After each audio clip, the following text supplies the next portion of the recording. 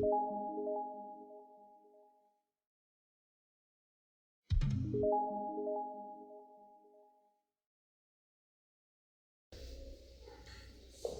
a Dios, hermanos. Hoy vamos a trabajar con ¿verdad? Qué gusto, hermanos, poder estar en esta tarde entre ustedes y poder adorar al Señor juntos, ¿verdad? Conocer hermanos que nunca había conocido, ver rostros nuevos. Es una bendición, hermanos, tanto como ver a viejos amigos, ¿verdad? Me refiero a mi amigo Agustín, papá de Omar, ¿verdad? Que conocimos al Señor pues, siendo adolescentes, 15 años, 14, 16, por ahí. Presente en estos barrios de aquel lado del Cerro de la Silla, aquí en la colonia de frente. El Cerro de la, ¿cómo se llama? De la Estrella, como acabo de ir a Monterrey. Me trasladé, me proyecté hasta allá, Cerro de la Estrella. Y de acá frente se llama el Molcajete, ¿no? ¿Verdad? Las minas, pero le decían Cerro del Molcajete, ¿verdad? Ya no queda mucho del Molcajete que digamos, ya se lo acabaron.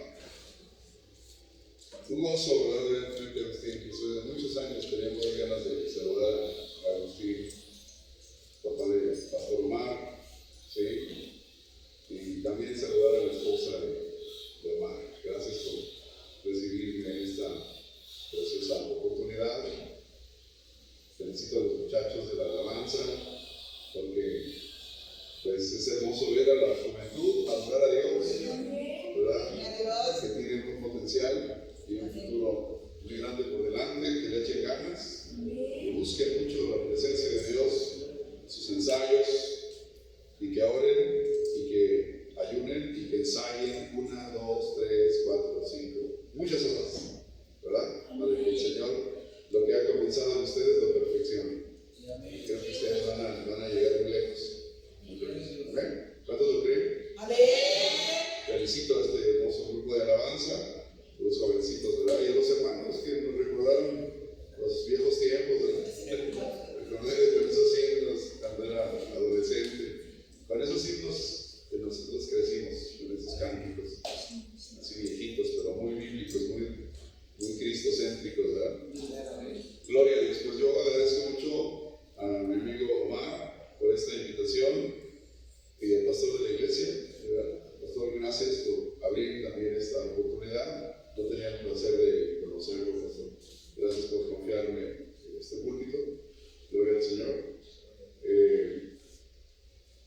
Y vamos en este momento a orar, hermanos. Vamos a presentarnos delante del Señor.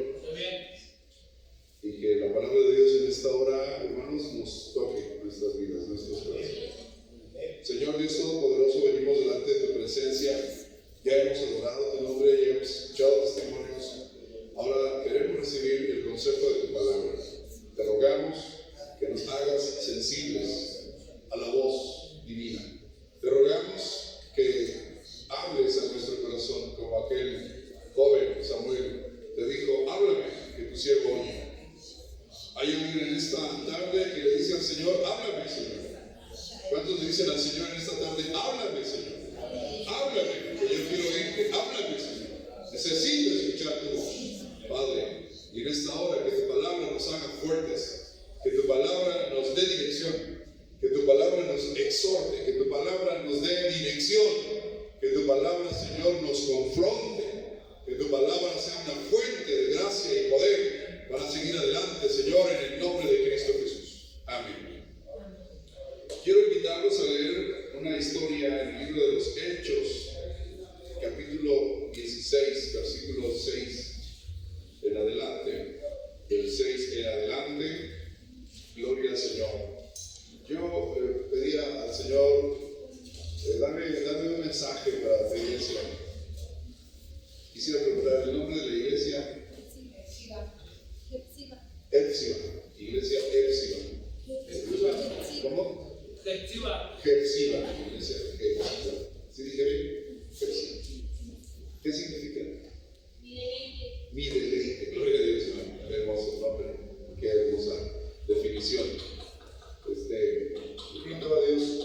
mensaje para tu iglesia.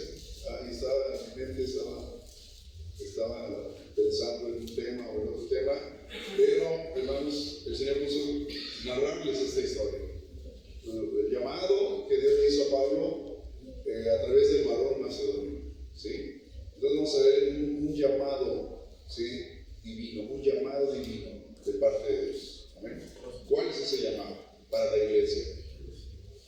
Dice Hechos 16:6, dice, atravesando Frigia y la provincia de Galacia, les fue prohibido por el Espíritu Santo hablar la palabra en Asia. Todos juntos al 7.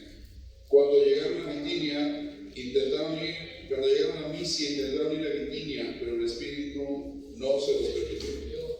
Y pasando junto a Misia, descendieron a Troas, y se le mostró a Pablo una visión de noche. Un varón macedonio estaba de pie, rogándole y diciendo, pasa a Macedonia y ayúdanos. ¿Todos juntos? Cuando vimos la visión, enseguida procuramos partir para Macedonia, dando por cierto que Dios nos llamaba para que les anunciásemos el Evangelio. Bendito Dios. Estoy poniendo aquí mi cronómetro para calcular, porque a veces me paso a veces me tardan hasta 2 horas y media predicando. Amén, gloria a Dios. ¿Qué dicen, hermanos? Pero si ya tienen hambre, tengo que tardar muy menos. Gloria a Dios. Bueno, esto fue comido, fíjese, ni he desayunado. Porque a las 8 pasaron por mí, me recogieron directamente al culto de las 10 allá por Six Flags y dándome pues lo que pudieron los hermanos, una gelatina, traigo un pastelito ahí, todavía no tengo ahí. Así que estamos iguales, pero vamos a ver qué tal nos va. Nos va a ir bien. Amén, hermanito. Y ahora aquí pues, nos vamos a donde ustedes quieran, al mercado, a las antenas, a la barbacoa, a las carnitas. ¿Dónde vamos a ir? A las carnitas. Nos van a caer de maravilla. Y luego con un cafecito americano. ¿Qué tal? Bien caliente. ¿Se oye bien, verdad, hermanos? Pero primero el alimento espiritual. Amén. Entonces, el llamado divino del varón macedonio. ¿Sí?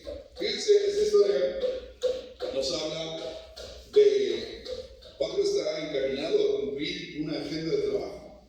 Pablo está pensando en una cultura, en una región, alcanzar un país, Frigia, provincia de Galacia. Sin embargo, el Espíritu de Dios le prohíbe. Le dice, no vas a ir. No vas a ir a aquellas regiones. La primera vez. Luego dice, pasamos junto a Misia, descendieron a Troas, y dice, se le mostró, dice el versículo 7, y cuando llegaron a Misia intentaron ir a Bitinia, pero el Espíritu Santo no se los permitió. Segunda prohibición. ¿Sí? Versículo 8, pasando junto a Misia, descendieron a Troas, y se le mostró a Pablo una visión de noche. Un varón macedonio estaba de pie, rogándole y diciendo, pasa a Macedonia y ayúdanos. Cuando vio la visión, enseguida procuramos partir para Macedonia, dando por cierto que Dios nos llamaba para que les anunciásemos el Evangelio. Tercera prohibición. Esta vez el Espíritu Santo le prohíbe a Pablo ir hacia donde él quería ir, pero a través de una visión. Las primeras veces fue directo como les habló el Espíritu Santo. Las primeras 2 veces, la tercera vez le habla a través de una visión. Hermanos, puede ser que como iglesia nosotros estemos yendo hacia una dirección, hacia un proyecto, hacia un plan de trabajo. Pero ¿no será que estamos yendo en dirección contraria? ¿No será que Dios quiere que paremos y digamos, a ver, como dice Jeremías, paraos en los caminos y preguntad por el buen camino y andad por él? Y esa es una figura que en el desierto las caravanas iban cargadas de provisiones, pero podía ser que se perdieran en el desierto y ahí no hay ni a quién preguntarle. Entonces, la figura de donde se inspira este versículo, paraos en los caminos y preguntar por el buen camino y andar por él, se basa en esa experiencia. Cuando se extraviaban en el desierto, entonces ya no seguían más y esperaban a ver por ahí si alguien pasaba y le preguntaban, ¿hacia dónde? Yo voy hacia tal dirección, ¿voy bien? Y si la persona decía, no, ya te perdiste. Perderse en el desierto era gravísimo, porque si se acababan las provisiones, podían morir de sed y de hambre, o los podían agarrar unos piratas y los mataban. Por eso, hermanos, había que si le decían, tienes que volver, tenía que volver. Entonces Dios nos dice, como iglesia, llega el momento en que tenemos que redireccionarnos, porque Dios tiene algo mejor para nosotros. A veces vamos en una dirección y no nos funcionan las cosas, no nos salen los planes. Y hacemos un esfuerzo y un intento y otro, y no, parece que no. Y la iglesia no está creciendo y no se están desarrollando los ministerios y parece que no avanzamos. Hermano, aquí hay una historia que nos puede ayudar mucho. El Espíritu Santo los detiene en su proyecto de ir hacia Asia, hacia Frigia, hacia Galacia, hacia Licia, hacia Bitinia, pero les tenía otra dirección. Los quería llevar a Macedonia, hermanos. ¿Saben? Dios siempre nos quiere llevar hacia el cumplimiento de su voluntad perfecta, hacia el cumplimiento de sus propósitos. Y cuando nos demos cuenta como cristianos, como matrimonio, como iglesia, nuestro ministerio, y que algo está pasando, como que nos estrellamos enfrente de una pared, entonces puede ser que el Espíritu Santo nos esté diciendo, detente, no sigas más por aquí, porque yo te quiero llevar por allá. Gloria a Dios. Amén. Y entonces aquí dice, cuando Pablo vio la visión, hermanos, dice, procuramos partir para Macedonia. Ahora, ¿Macedonia qué representa?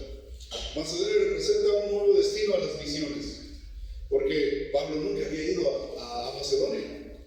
Es decir, Pablo siempre había predicado en Medio Oriente, lo que es Israel, Palestina, y Asia, lo que hoy es Turquía. Pero el Evangelio nunca había trascendido de esa región del mundo hacia otra región como era Macedonia. Y Macedonia es Europa, de hecho es un país que existe actualmente. Macedonia está en la parte donde antes era la ex Yugoslavia, del mar Adriático, los países que pertenecían a ese bloque llamado Yugoslavia, ahora la ex Yugoslavia, como Kosovo, Serbia, Croacia, Herzegovina, Montenegro y Macedonia. Este país Macedonia existe hasta nuestros días. Entonces, el varón macedonio representa para la iglesia y para Pablo un nuevo desafío misionero, un nuevo reto, un nuevo campo, ¿sí? Dios nos ha traído esta palabra, hermanos. Dios nos ha traído esta colonia, la conocemos desde hace muchos años. Siempre ha sido una colonia difícil, ¿no? Un reto, conflictiva, drogadicción, pandillerismo y todo eso. Pero Dios nos ha traído esta colonia, es porque Él tiene un gran propósito para esta colonia. Es un desafío, ¿sí? Así que no hay que tener miedo a los cambios, a la visión de Dios. Mire, aquí Pablo tiene que frenar su proyecto, tiene que alterar su agenda. Y mire que si era importante, hermanos, Pablo llevaba un proyecto evangelístico, evangelizador hacia estas regiones. El asunto es que Pablo ya había ido a Asia varias veces.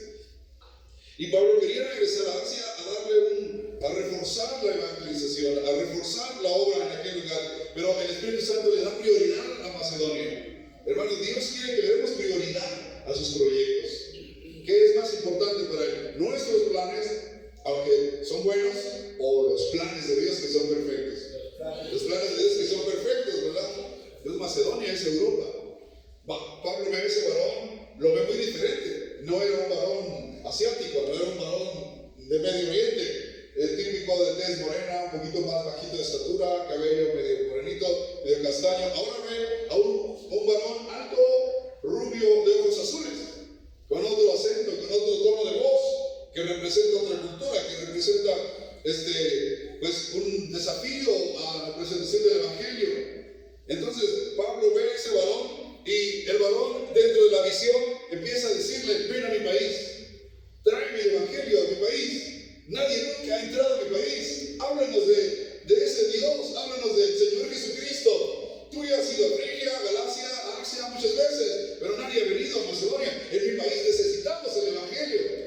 Hermano, hay 7.500 millones de seres humanos en la tierra y 3.000 millones nunca han escuchado el nombre de Jesús.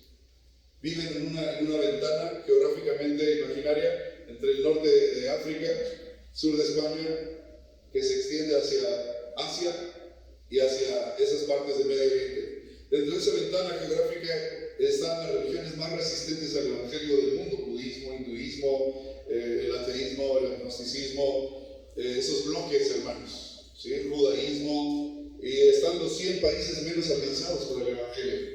Hoy en día hay 3.000 millones de personas que nos dicen, como el varón macedonio: ven a mi país y ayúdanos. Por lo menos podemos ir en oración. pero también un día podemos enviar a uno de nuestros jóvenes a esos países para hablarles del Evangelio. ¿Lo habían llegado a pensar? ¿Qué dicen los jóvenes? ¿Se animarían? ¿A ir a Grecia, a ir a Turquía, a ir a Jerusalén a predicar el Evangelio del Señor? ¿A ir a España? Gloria a Dios. El Señor dice, vengan a Macedonia, ayuden a la gente, mujeres, hombres, niños que adoran a cualquier cantidad de dioses. Nada más en la India adoran a 33 millones de dioses en la India. Adoran hasta las ratas, hasta los piojos, adoran a las piedras, adoran a todo lo que se mueva. En el Tíbet adoran a una montaña que desde allá viene el agua y dicen que esa montaña es divina, es su Dios, porque riega sus plantas y eso les da vida. Y van 2000 kilómetros caminando, hermanos, y arrastrándose, se levantan y se arrastran, y así con esa devoción, 2000 kilómetros. Imagínense cuánto tardan en llegar a esa montaña, y cuando llegan, rinden culto a esa montaña, porque dicen, es nuestro Dios que nos sostiene la vida.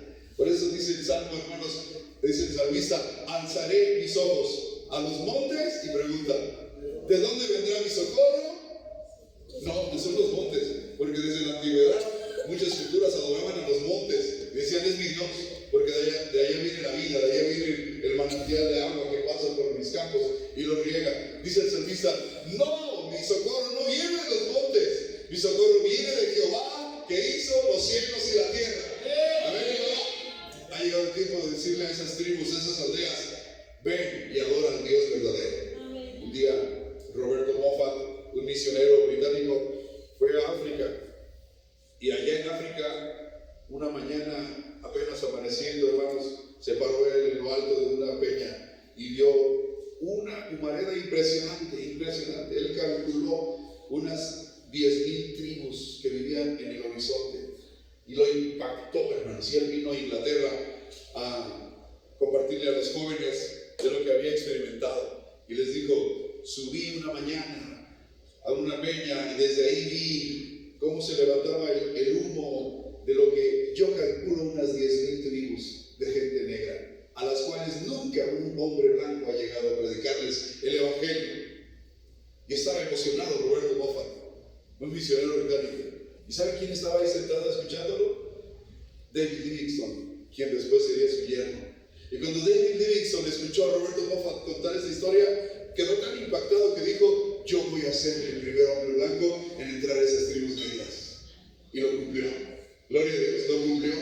Es siendo un médico de profesión, se puso al servicio del gobierno británico y el gobierno lo envió también como alguien que iba a abrir rutas comerciales porque iba a ser una colonia británica. Entonces se convirtió en un empleado del gobierno británico, pero un misionero también. Así que conforme iba fundando iglesias, él iba abriendo caminos en donde después los británicos venían y entraban. Así que, hermanos, David Livingstone invirtió toda su vida al servicio de las misiones y miles de morenos, miles de negritos africanos en ese continente aceptaron al Señor Jesucristo como su Salvador personal. Lo amaron tanto que cuando él murió de rodillas orando en su camita, enfermo. Una fiera un día lo atacó y le arrancó un brazo. Él se quedó sin un brazo y así vivió muchos años sin un brazo. Imagínense, porque un león lo atacó en la selva. Y así con toda esa debilidad se enfermó de malaria y muy débil, y envejeció y murió, hermanos. Y ahí lo encontraron uno de sus ayudantes arrodillado orando a Dios. Así murió David Livingstone. Lo amaron tanto los originarios de ahí, hermanos, que sabían que el cuerpo se tenía que regresar a su patria. Pero ¿sabe qué hicieron? Le arrancaron el corazón, pastor. Le sacaron el corazón y dijeron que se lleven su cuerpo a su país, pero su corazón se queda con nosotros en donde pertenece. Y lo enterraron debajo de un árbol. Gloria a Dios. Allá se quedó el corazón de David Livingstone. Su cuerpo sí se tuvo que regresar, lo llevaron en barco a Inglaterra, hicieron un velorio. ¿Sabe dónde está enterrado él? En la abadía de Westminster, en Londres, Inglaterra, en donde están enterrados todos los hombres ilustres de Inglaterra de todos los tiempos, científicos, misioneros, reyes, príncipes, etc. Ahí está enterrado David Livingstone. Dios me dio el privilegio de un día que venía yo para México, estuvimos viviendo en España como misioneros. Yo quería conocer la abadía de Westminster, nada más por estar donde estaba la tumba de David Livingstone, porque su historia a mí me inspira quiera mucho. Y Dios me permitió estar ahí, en donde dice David Livingstone, aquí está enterrado, en medio de la gran abadía de Westminster, al lado de Thomas Alva Edison y los reyes de Inglaterra de todos los tiempos. Gloria a Dios, hermanos, porque para los ingleses este hombre fue un hombre ilustre, un hombre ejemplar, que puso en alto el nombre de nuestro Señor Jesucristo. Entonces, hermanos, Dios quiere que aceptemos los desafíos. Hoy estamos escuchando un llamado a Macedonia. Hermanos, hay una Macedonia de 3,000 millones de personas. Iztapalapa, no sé si cuántos millones hay en Iztapalapa, hermanos. Yo sabía que eran 6, son 4, no sé, hermanos. Es como si fuera un país, hermanos. Parece que fuera Grecia, parece que fuera Israel. Es el tamaño de un país. Iztapalapa es como un país, hermano. Y ese porcentaje, ¿cuántos será de evangélicos, hermanos? De 4 millones. ¿Cuántos creen ustedes que son cristianos alcanzados con el evangelio? Si dijéramos un 10%, estaremos hablando de 400,000 evangélicos. ¿Ustedes creen que haya 400,000 evangélicos en Iztapalapa? 300,000. Probablemente no haya ni 200,000, ¿verdad? Entonces, es la Macedonia en la que Dios nos llama. Pero también orar por esos países a los que nadie ha entrado nunca jamás. Entonces Dios demuestra a Pablo que había más mundo, que había más territorio, que había otras culturas. Y cuando Pablo entiende la visión, Pablo se siente avergonzado porque el varón le está rogando. Ustedes ¿cómo imaginan este cuadro? Porque este hombre le está rogando. Y cuando decimos que le rogaba, ¿cuántas veces le habría dicho el varón macedonio a Pablo, ven a Macedonia y ayúdanos? ¿Una vez? ¿Cuántas veces creen ustedes que le dijo el varón macedonio a Pablo, ven a Macedonia y ayúdame? Y le ruega, y yo casi puedo ver que está llorando, le está pidiendo que venga a su país y le traiga el evangelio, el conocimiento de la palabra de Dios. Ven, por favor, apóstol Pablo, tienes que venir, hay mucha necesidad, tanta como en Asia, tanta como en Frigia, en Galacia, tanto como en Misia, en Bitinia. Aquí también tenemos necesidad de conocer a ese Dios todopoderoso. A ver, hermanos, hay que trabajar fuerte en esta palabra. Hay mucha necesidad en esta delegación, en esta colonia. Yo creo que este templo se va a llenar muy pronto, pastor. Amén. Pero vamos a entender la visión de parte de Dios. Vamos a entenderla. Dice el versículo 10, cuando vio la visión, ¿quién vio la visión? Quiero que pongan atención a este versículo. Ahí hay un asunto gramatical muy interesante. Hay tiempos ahí que tenemos que ver. Cuando vio la visión, ¿quién vio la visión? ¿Quién vio la visión? ¿Sabe quién escribe este libro, esta narración? ¿Sabe quién está escribiendo? Lucas. Lucas, el médico amado, que siempre andaba con Pablo. Él era el que hacía las crónicas. Entonces Lucas dice, cuando vio la visión, ¿pero quién vio la visión? Yo les pregunto a ustedes, ¿quién fue el que vio la visión? Pablo vio la visión. Lucas no vio la visión. En este equipo iba Timoteo, Silas, era un equipo misionero, pero ninguno de ellos tuvo la visión. La visión la tuvo Pablo, hermanos. ¿Sí? Dios va a mostrarle a su pueblo lo que Él quiere a través de su siervo, a través de sus siervos. Hermanos, Dios les va a revelar a sus siervos, ¿verdad?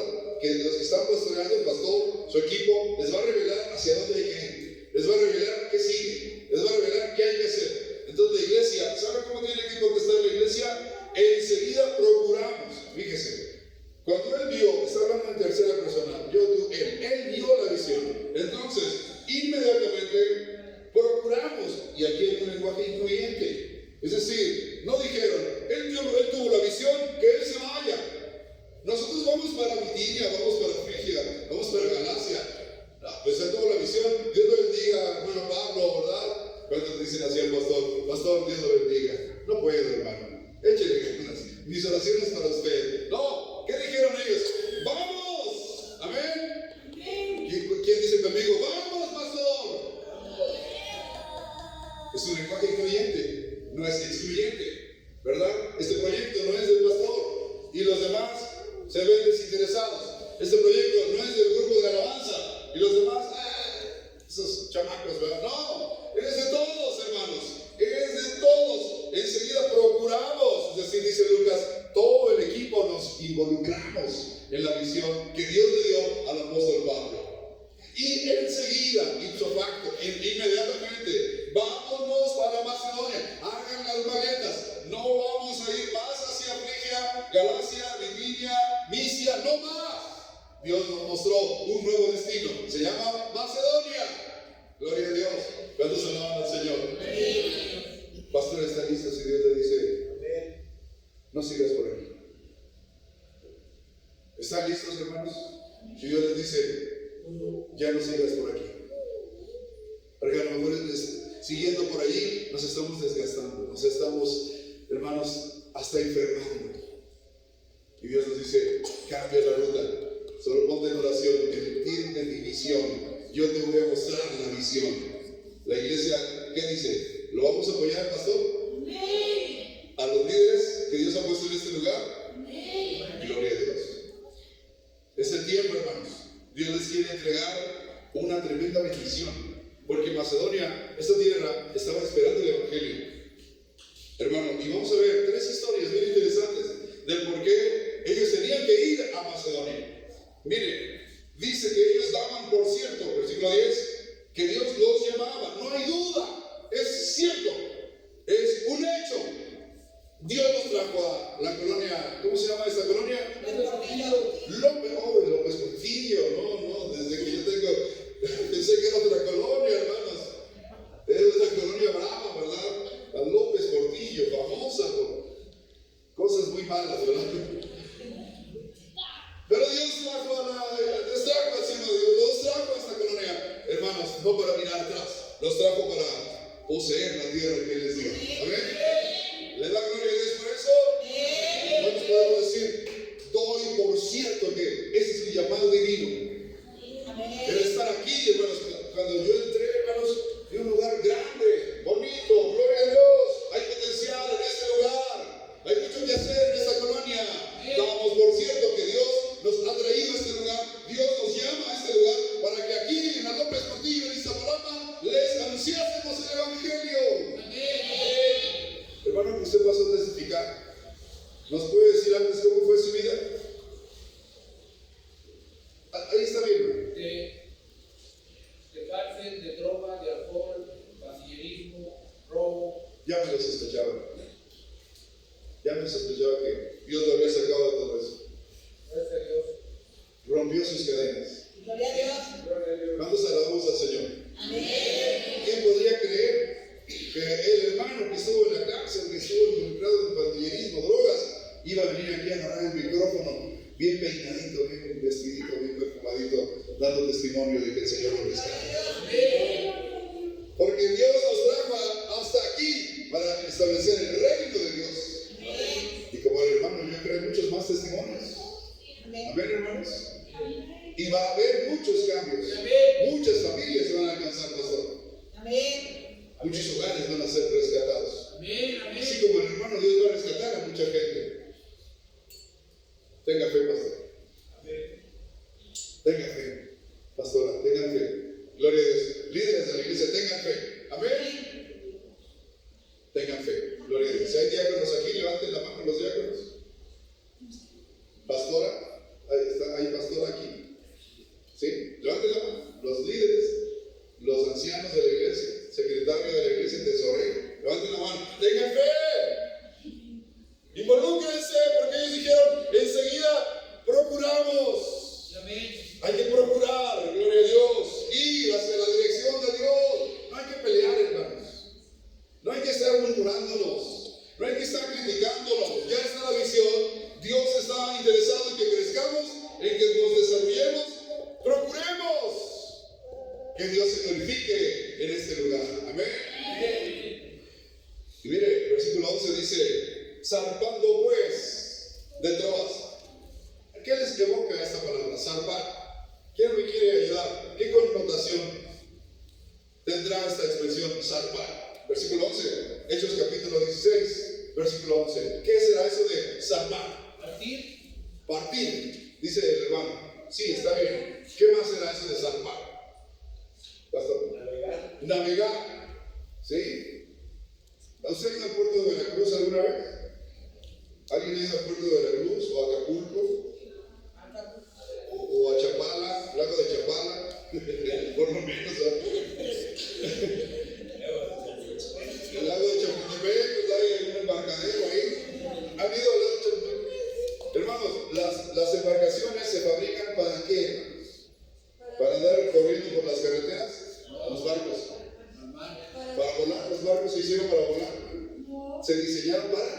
navegar. Los ingenieros los diseñaron para navegar, hermanos, y hacer aguas profundas. Entonces, la nave del ministerio de Pablo estaba amargada, estaba varada, hermano, en algún puerto, estaba ahí. ¿Y qué hacen cuando llegan a un puerto? Lanzan unas sogas bien gruesas, ¿verdad? Para que el que está allá abajo en el muelle, ¿qué hace, hermanos? Los amarra. Hay razones para meter el barco al muelle. Puede ser por mal tiempo, para reaprovisionarlo de combustible, o puede ser para reaprovisionarlo de mercancía que van a trasladar a otro continente. Hay necesidad de que el barco se pegue al muelle, pero no por mucho tiempo. La iglesia no puede estar amarrada al muelle de conformismo. La iglesia no puede estar atada, hermanos, al puerto de la frialdad espiritual, de la indiferencia espiritual. Hermano, imagínense esos marineros que bajan y después pueden decir, no, yo ya no regreso al mar. ¿Y quién se va a llevar el barco entonces? El mecánico que se lo lleva el carpintero. Ellos no son marineros. Hermano, usted es marinero. Regrese al barco y hágalo zarpar. Muévanlo del puerto, porque Dios nos quiere llevar, hermano, a lo profundo del mar. Porque ahí está el banco de peces, porque ahí está la bendición. Cuando aquellos iban navegando y Jesús les dijo, tira la red, dijeron, ya lo intentamos, boga mar adentro y tira la red. Boga mar adentro es, vamos, anímate, allá puede haber peces, aquí no encontraste, mar adentro, boga mar adentro. Bogar es decir remar, ¿verdad? Nosotros somos remeros de la nave del Señor. Amén. ¿Sabe qué era un remero, hermanos? En esos tiempos era un esclavo. Cuando a los peores de la sociedad romana los metían a la cárcel, solamente había una manera de no matarlos, de no asesinarlos porque lo merecían. Le decían, la única manera de que te pueda perdonar la vida es que te metas a un barco y vas a estar remando para los galeones romanos. No vas a tener derecho a nada. Te vamos a poner unos grilletes y te vamos a tener atado en un banquito, y con tus dos manos vas a agarrar los remos y vas a estar remando. Ustedes van a mover las naves. ¿Qué decides? ¿Estás de acuerdo? ¿Vivir para estar remando o te quitamos la vida? Y ellos decían, ¿qué creen que decían? Queremos vivir, aunque sea para estar remando, no importa. Y a ellos en griego les decían hiperetas. Los hiperetas, los que remaban, los que hacían mover las naves. Nosotros vivimos para remar. Amén. Para los intereses del reino de Dios. Amén. Para mover la iglesia, para mover la estructura, para presentar el evangelio. No tenemos derecho a nada, porque somos reos de muerte, porque no somos buenos, porque hemos cometido pecado, porque somos delincuentes, y estamos aquí solo por la gracia de Dios, amados hermanos. Nadie está aquí porque merece estar aquí, porque es bueno, o porque yo soy mejor que el hermano o el hermano. Nadie está aquí porque es bueno. Estamos aquí solamente por la gracia de Dios derramada en la cruz del Calvario. Aleluya. Y el Señor nos perdonó la vida solamente para que sirvamos a los intereses del reino de Dios. ¿Cuántos quieren remar, hermanos? Aleluya. Es cansado, hermano. Es difícil, hermano. Tenemos que estar atados a un banquito, pero vamos a remar, vamos a remar, vamos a remar. Aleluya, hasta que Cristo venga. Vamos a seguir avanzando, vamos a seguir llevando nuestra nave. Aleluya, porque dice este versículo, zarpando. Eso es zarpar, desamarrar. Hermanos, el barco, quitarle esa soga, dejar el puerto y direccionarlo hacia donde Dios nos quiere llevar. Amén. La iglesia, a ver, ¿recuerdan otra vez el nombre, hermano? Jefsiba, la iglesia Jefsiba, ¿qué dice? Están en aguas profundas, están yendo hacia la dirección, porque Dios tiene algo bien grande para ustedes. ¿Qué pasó cuando fueron hacia donde Jesús les dijo y tiraron la red ahí? ¿Qué pasó? ¿Se acuerdan? Sí. Sacaron un montón de peces, tantos que no podían, tantos que se hundían las barcas, y ellos se habían perdido la esperanza. Hermano, vaya hacia adentro, bogue mar adentro. Ahí está la bendición de Dios. Va a haber tanta gente en esta iglesia que no van a poder con ellos. Pero tire la red. Gloria a Dios. No se quede en el puerto. No quede atado a esta conformidad, este mundo perverso, mundano, humanista, gnóstico. Láncese en el nombre del Señor. Amén. quienes ya se conformaron. Soy salvo.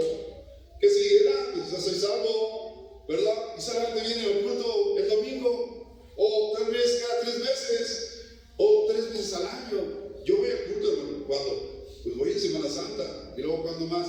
Pues en la MDB, cuando los niños, la escuelita de vacaciones. Y luego, pues en Navidad. Cumplo con Dios. Hermano, eso no es navegar. Eso no es salvar. Eso es conformarse al puerto. Muchos cristianos están bien felices en el puerto, hermanos, de esta vida.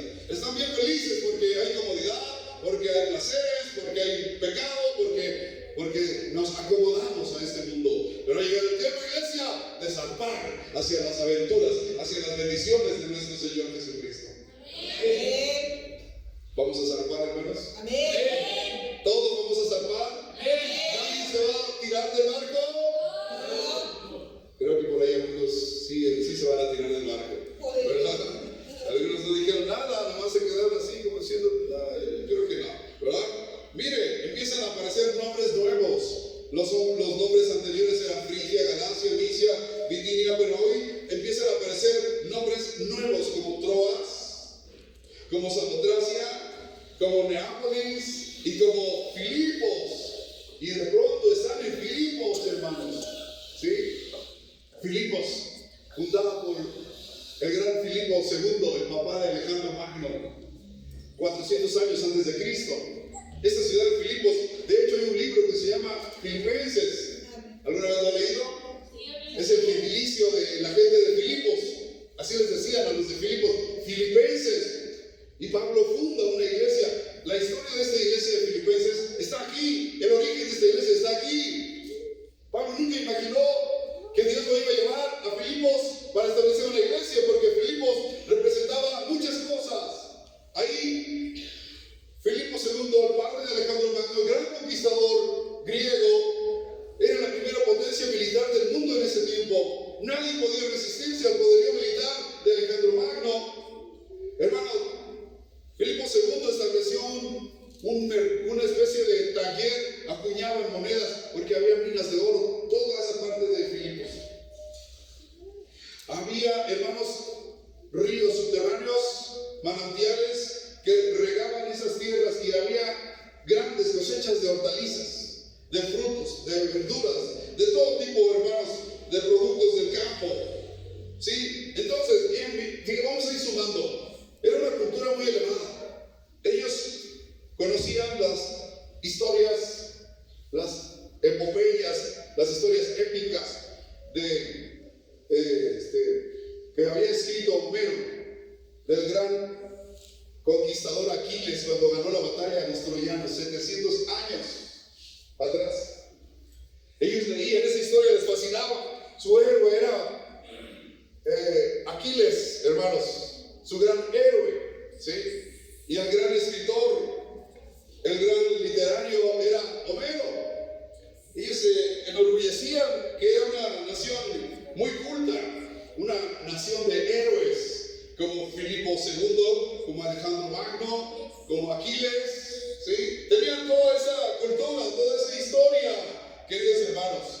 A eso hay que sumarle, pues, que tenían oro en las minas y hacían monedas de oro, y de ahí eran como el banco central del mundo, controlaban la economía mundial. Y tenían una seguridad, hermanos, civil, una seguridad social envidiable. ¿Quién se quería meter con los filipenses?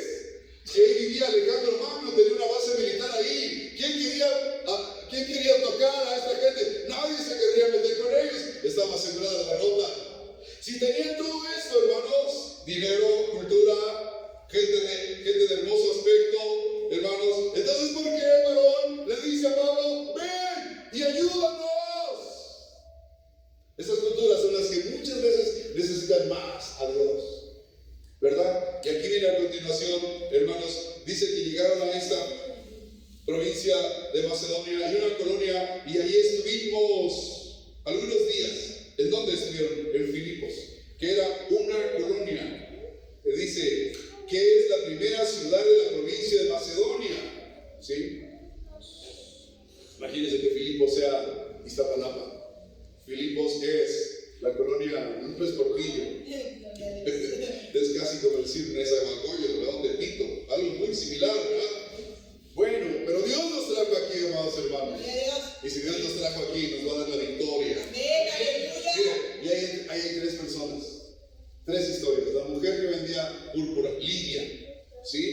Versículo 3, un día de reposo salimos fuera de la puerta, junto al río donde solía hacerse la oración, y sentándonos, hablamos a las mujeres que se habían reunido. ¿Sí? Entonces una mujer llamada Lidia, vendedora de púrpura de la ciudad de Tiatira, que adoraba a Dios, estaba oyendo, y el Señor abrió el corazón de ella para que estuviese atento a lo que Pablo decía. ¡Qué hermoso, hermano!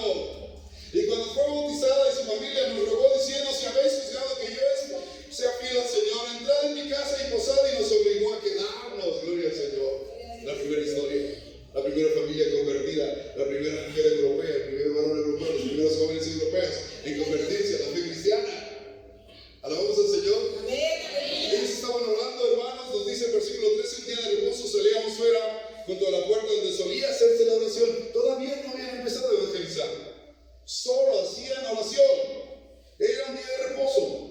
Ellos estaban orando, hermanos. Alquilaron un cuarto, alquilaron un apartamento y tenían sus tiempos de devoción, de oración, y ellos oraban, hermanos. Yo creo que levantaban la voz cuando oraban, y yo creo que oraban en el sentido: Dios, salva a la sociedad de Filipos. Señor, tú nos cambiaste la ruta. Nosotros íbamos hacia Asia, íbamos hacia Misia, íbamos hacia Bitinia, pero tú nos lo prohibiste, porque tú nos trajiste a este lugar. Tú vas a salvar gente aquí. Salva a las mujeres, salva a los matrimonios, salva a los jóvenes. Transforma esta tierra, transforma esta civilización, transforma esta sociedad. Dios, y así oraban, hermanos. Y sabe, sin darse cuenta, había un grupo de mujeres que los estaba escuchando. La oración sensibiliza el corazón de la gente. Esa es la estrategia de Dios.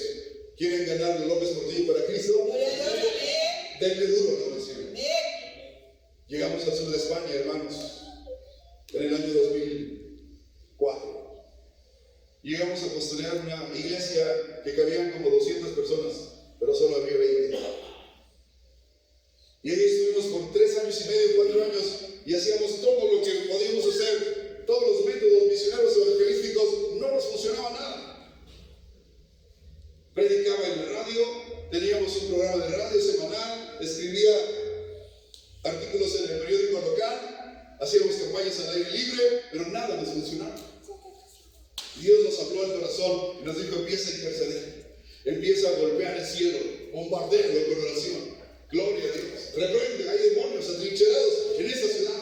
En esa ciudad mataron a nuestros hermanos en la Inquisición, decapitaron a muchos hermanos nuestros, quemaban vivos a hermanos nuestros en la plaza central de Ronda, Málaga. Hermanos, en esa ciudad mucha gente viene al puente y se lanza al vacío, un puente que se llama el Tajo, se lanza para suicidarse. Hay principados en esta ciudad, y Dios nos llevó a la guerra espiritual, a la intercesión. ¿Cuántos creen en esto, hermanos?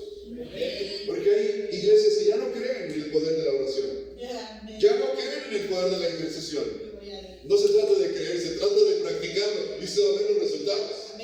Muchos dicen: no, yo no creo en eso porque no se quiere esforzar. Pero si usted dice: yo creo, me voy a involucrar en aquello que creo. Si usted dice: yo creo en el poder de la intercesión, es porque yo voy a venir a las vigilias de oración. ¿Hay vigilias de oración en la iglesia? Amén. Aleluya. Hay amaneceres con Dios en la iglesia a las 5 de la mañana, 6 de la mañana. Amén.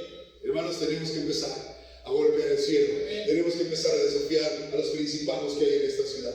Cuando los reyes católicos, por allá del año 1510, expulsaron a los musulmanes porque habían llegado e invadido el sur de España, por 800 años vivieron los musulmanes, establecieron su cultura, sus principios, su religión, hasta que los reyes católicos dijeron: no más, fuera de aquí, y los expulsaron de España.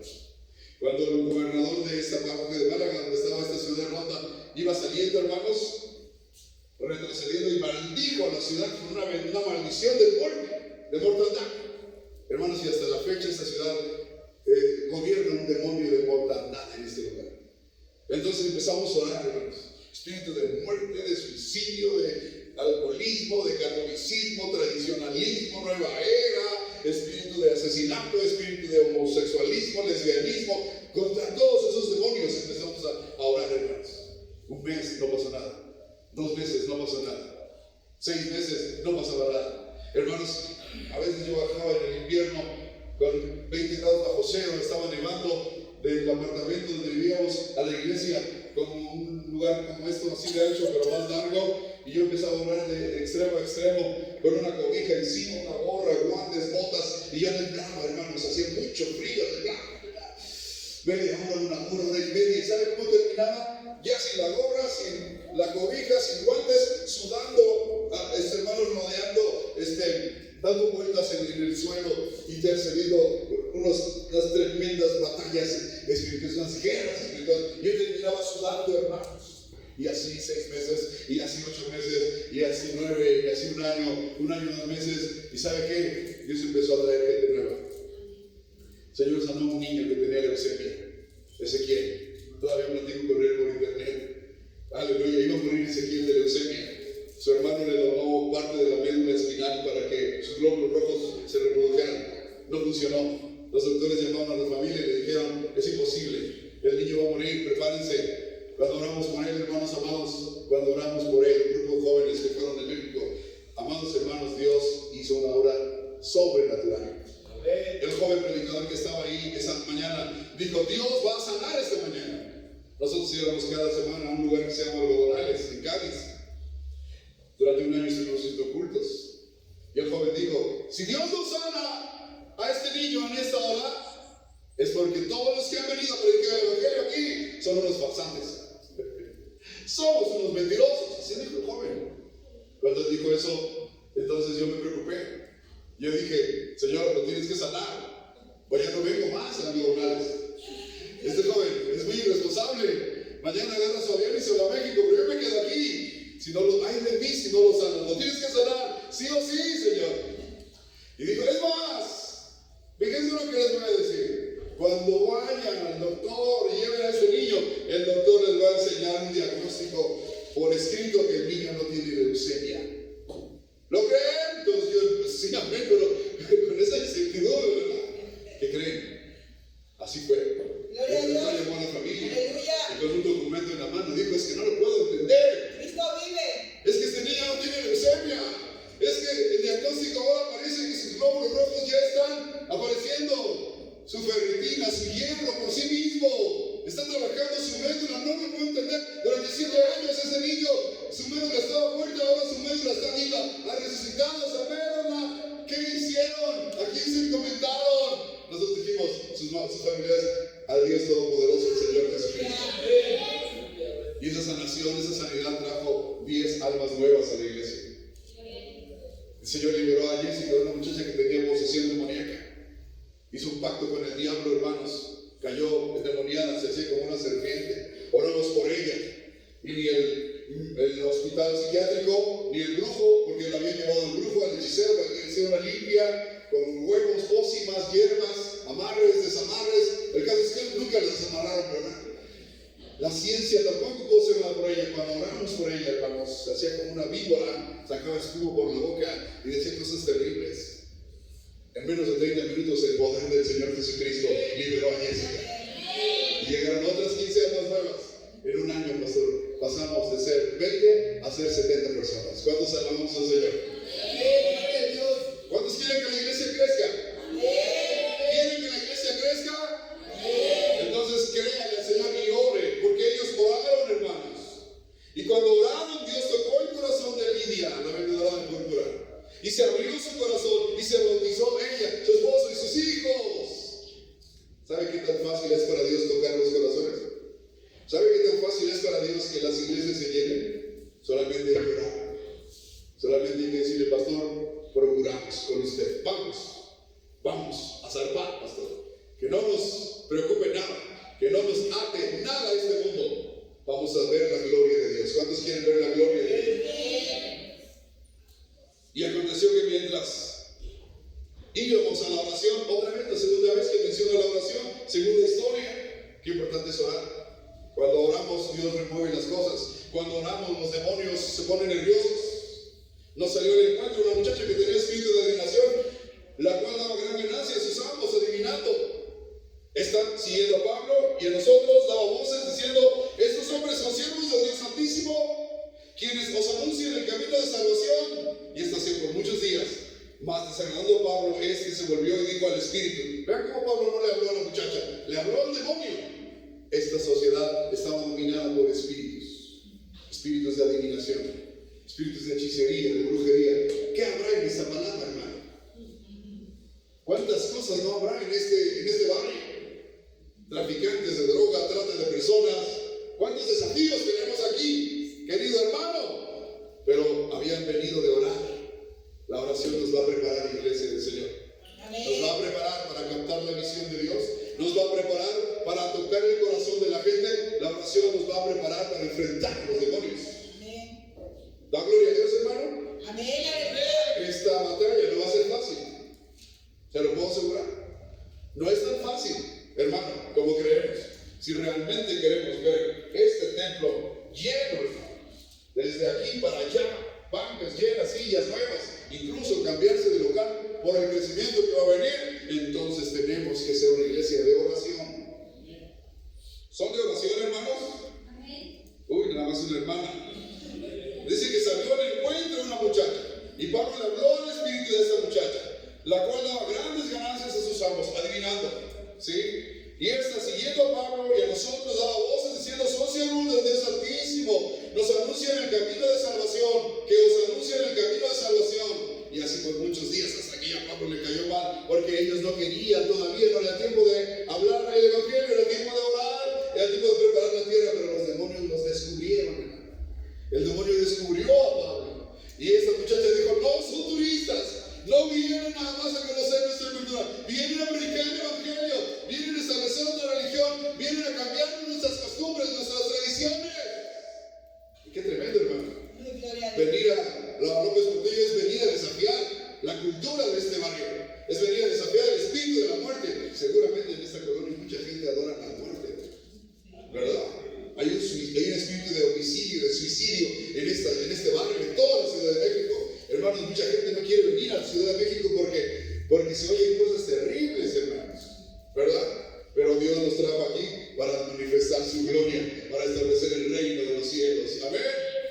Y entonces dice la palabra del Señor, amados hermanos, que Pablo le dijo al espíritu que dominaba a esta muchacha: te mando en el nombre de Jesucristo que salgas de ella ahora. Y salió en aquella misma hora el espíritu de adivinación. Bendito sea el nombre de Cristo Jesús.